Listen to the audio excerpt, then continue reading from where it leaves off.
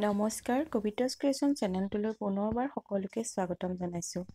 আজি 40 সাইজৰ ব্লাউজ এটা যিটো পেপাৰ কাটিং আছিলে সেই পেপাৰ কাটিংটো মই কাপোৰত থৈ পেলাই আপোনালোকক কাটিং কৰি দেখুৱাম। তাৰ বাবে মই ব্লাউজৰ পিচটো লৈ লৈছোঁ আৰু ব্লাউজৰ পিচটো মই দুভাঁজ কৰি লৈছোঁ আৰু যিটো বন্ধৰ ছাইড সেইটো মই নিজৰ ফালে লৈছোঁ, খোলা ছাইডটো সিফালে লৈছোঁ। আৰু এইখিনি হ'ব আমাৰ হাতৰ কাপোৰ। হাতটো আমি সিফালে কাটিং কৰি উলিয়াব লাগিব। আপোনালোকে ভালদৰে চাই যাব। এইটো হৈছে বেক পাৰ্টটো। বেক পাৰ্টটো মই এনেদৰে ৰাখিছোঁ। যিফালে আমাৰ বন্ধৰ ছাইড থাকে সেইফালে বেক পাৰ্টটো ৰাখিব লাগিব। এইটো হৈছে ফ্ৰণ্টৰ পাৰ্ট। দুটা পাৰ্ট আমাৰ একেলগে ওলাব। আপোনালোকে ভালদৰে চাই যাব। এইটো হৈছে বেল্টৰ পাৰ্ট।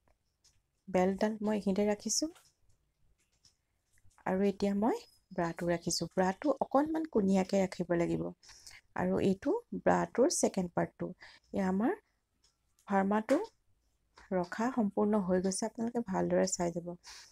এইটো হৈছে আমাৰ বেক পাৰ্ট, এইটো হৈছে ফ্ৰণ্ট পাৰ্ট, এইডাল হৈছে বেল্ট, এইটো হৈছে আমাৰ ব্ৰা আৰু এইটো হৈছে ব্ৰাৰ ছেকেণ্ড পাৰ্ট।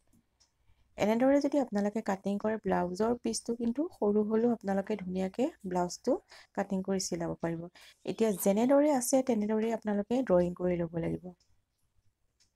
ড্ৰয়িং নকৰাকৈও কাটিব পাৰি, কিন্তু ড্ৰয়িং নকৰাকৈ কাটিলে আপোনালোকৰ কাপোৰটো অকণমান পিছল খায়ো যাব পাৰে। সেইকাৰণে ড্ৰয়িংটো কাটি ল'লে ভাল হয়। এয়া ড্ৰয়িংটো মই এটা পাৰ্ট মানে যেনেদৰে থৈছোঁ সেনেদৰে ড্ৰয়িংটো কৰি লৈছোঁ। কাপোৰটো ড্ৰয়িঙৰ পৰা অকণমান আধা ইঞ্চিমান আপোনালোকে দূৰত্বত চিনটো দিব। যিসকলে প্ৰথমবাৰৰ বাবে কাটিং কৰিব আৰু প্ৰথমবাৰৰ বাবে চিলাব তেওঁলোকৰ কাৰণে কাপোৰৰ বেছি প্ৰয়োজন হ'ব। সেইকাৰণে অকণ বেছিকৈ কাপোৰটো থৈ যাব লাগে। ফ্ৰণ্টৰ পাৰ্টটো মই এতিয়া চিন দি লৈছোঁ। আপোনালোকে যদি মোৰ পেপাৰ কাটিঙৰ ভিডিঅ'বোৰ আগতে চোৱা নাই তেতিয়াহ'লে মোৰ চেনেলত গৈ পেলাই চাব পাৰে আৰু সুন্দৰকৈ শিকিবও পাৰিব। মই কেইবাটাও ব্লাউজৰ কাটিং ইতিমধ্যে আপলোড কৰিছোঁ। আপোনালোকে চেনেলত গৈ চাব পাৰে। আৰু মোৰ চেনেলটো যদি এতিয়ালৈকে ছাবস্ক্ৰাইব কৰা নাই তেতিয়াহ'লে চেনেলটো ছাবস্ক্ৰাইব কৰি থ'ব। তেতিয়াহ'লে প্ৰথমতে আপোনালোকে মই যি ভিডিঅ' দিওঁ, যি আপলোড কৰোঁ সেয়া আপোনালোকে প্ৰথমতে চাব পাৰিব। এনেদৰে আপোনালোকে এটা পাৰ্ট এনেদৰে ড্ৰয়িং কৰি ল'ব।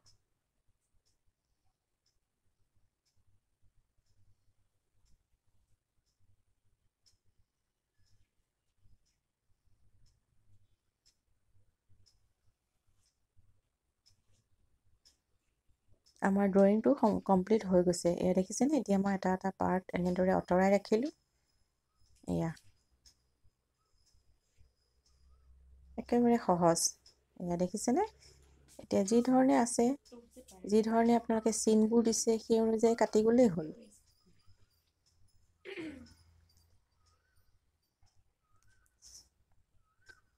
এতিয়া মই এটা পাৰ্ট কাটি ল'ম। প্ৰথমে মই বেক পাৰ্টৰ পৰা আৰম্ভ কৰিছোঁ। বেক পাৰ্টটো মই প্ৰথমে কাটি উলিয়াই ল'ম। মই প্ৰথমে আপোনালোকক ব্লাউজৰ পিচটোতে কাটিং কৰি দেখুৱাইছোঁ। আপোনালোকে ব্লাউজৰ পিচটো আৰু লাইনিং কাপোৰটো একেলগে দুইটা থৈ পেলাই কাটিং কৰিব পাৰিব।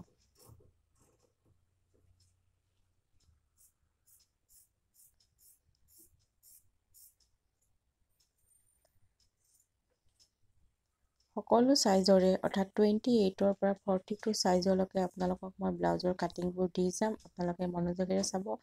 যিসকলে চেনেলটো ছাবস্ক্ৰাইব কৰা নাই এতিয়ালৈকে তেওঁলোকে চেনেলটো ছাবস্ক্ৰাইব কৰি থ'ব। এই ফ্ৰণ্টৰ পাৰ্টটো মই এতিয়া কাটি ল'ম।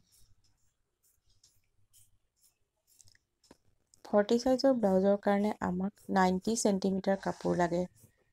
আজিকালি ব্লাউজৰ পিচবিলাক মানে তেনেই সৰু আহে, কিন্তু সৰু আহিলেও আপোনালোকে ব্লাউজটো নিচিলোৱাকৈ থাকিব নোৱাৰিব, চিলাই ল'ব পাৰিব যদি এনেদৰে কাটিং কৰে। ফাৰ্মাটো আপোনালোকে প্ৰথমে কাটিং কৰি ল'ব আৰু যিসকলৰ ফাৰ্মা আছে অলৰেডি তেওঁলোকে ফাৰ্মাটো বহুৱাই পেলাই কাটিং কৰিব পাৰিব। এনেদৰে কাটিলে আপোনালোকৰ কাপোৰ কম হ'লেও মানে 80 চেণ্টিমিটাৰ কাপোৰ হ'লেও আপোনালোকৰ ব্লাউজটো ওলাই যায়। খালি কাপোৰবোৰ আপোনালোকে অকণমানো পেলাই নিদিব। প্ৰতি টুকুৰা কাপোৰেই আমাৰ প্ৰয়োজন হয়। ফ্ৰণ্টৰ পাৰ্টটো হৈ গৈছে। এতিয়া মই বেল্টৰ পাৰ্টটো কাটি ল'ম।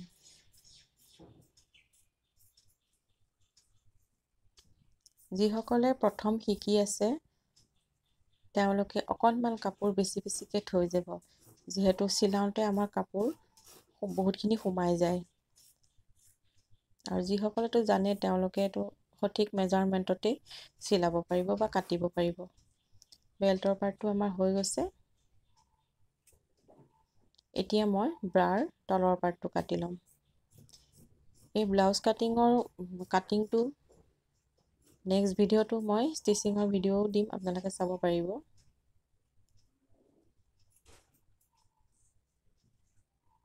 বহুতৰে ব্ৰাটো জইন কৰোঁতে ভুল হয়, গতিকে আপোনালোকে ভালদৰে চাব, মনোযোগ দি চাব, তেতিয়া পাৰিব।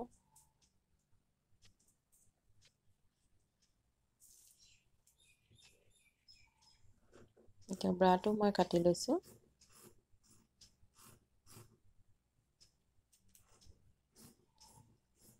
কাপোৰ কাটোঁতে সদায় আপোনালোকে বেলেগ এখন কেঁচি ব্যৱহাৰ কৰিব। যিখন কেঁচিৰে আপোনালোকে পেপাৰ কাটে সেইখন কেঁচিৰে কিন্তু কেতিয়াও কাপোৰ নাকাটিব। পেপাৰ কাটিলে আমাৰ কেঁচিবোৰ বেয়া হৈ যায়, গতিকে কেঁচি আমাক দুখন লাগে, এখন কাগজ কাটিবলৈ, এখন কাপোৰ কাটিবলৈ। এয়া ব্ৰাটো আমাৰ ওলাই গৈছে।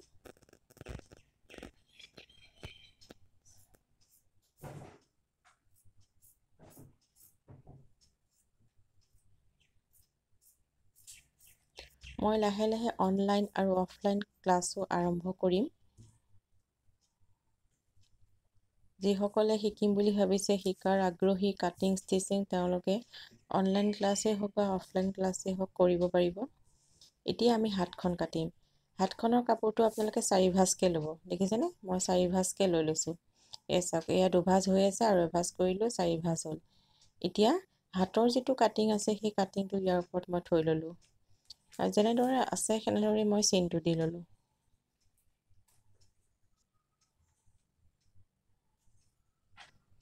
তলৰ পৰা এনেকৈ যি ধৰণে আছিলে সেই ধৰণেই চেপটো দি ল'লেই হ'ল।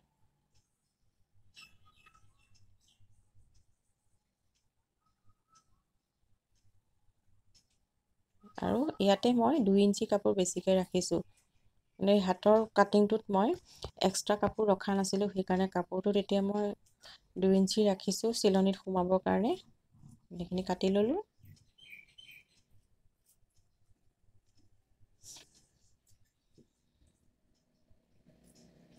তলৰ ফালৰ পৰা ওপৰৰ ফাললৈ এনেদৰে কাটি ল'লোঁ। একেবাৰে সহজ পদ্ধতিত আপোনালোকক শিকাইছোঁ মই। অকণমান কাট এটা দি থলোঁ যাতে আমাৰ চিনটো ৰৈ যায়, ক'ত চিলনি বহিব। এয়া দেখিছেনে? 2খন হাত আমাৰ একেলগে ওলাই গ'ল। 4 ভাঁজ কৰি ল'লে মানে আমাৰ 2খন হাত একেলগে ওলাই যায়।